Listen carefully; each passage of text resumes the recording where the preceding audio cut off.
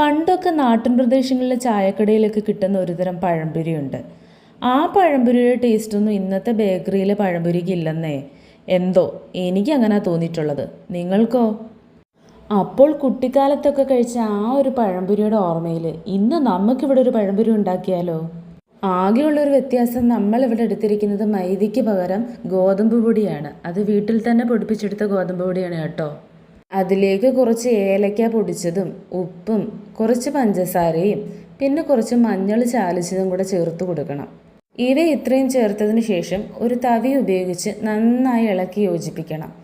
ഇളക്കി യോജിപ്പിച്ചതിന് ശേഷം ഏത്തയ്ക്ക ഒരു 3-4 കഷ്ണങ്ങളാക്കി മുറിച്ച് ഈ മാവിൽ നന്നായി മുക്കിയെടുത്ത് തിളച്ച എണ്ണയിലോട്ട് ഓരോന്നോരോന്നായി ഇട്ട് കൊടുക്കണം. എണ്ണ നന്നായിട്ട് നേക്ക നിൽക്കണം. ഇനി ആ തിളച്ച എണ്ണയിൽ കിടന്ന് നന്നായി മൊരിയണം. ഏകദേശം കുറച്ച് സമയം കഴിയുമ്പോൾ അത് നന്നായിട്ട് തിരിച്ചിട്ട് കൊടുക്കണം.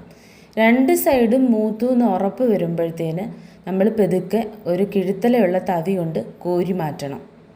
പഞ്ചസാര കൂടി ചേർത്തത് കൊണ്ടാണ് ഒരു ഗോൾഡൻ ബ്രൗൺ നിറം കിട്ടിയിരിക്കുന്നത് കേട്ടോ. അതുമാത്രമല്ല, അത് കഴിക്കാനും നല്ല രീതിയിൽ മുരിഞ്ഞിരിക്കും.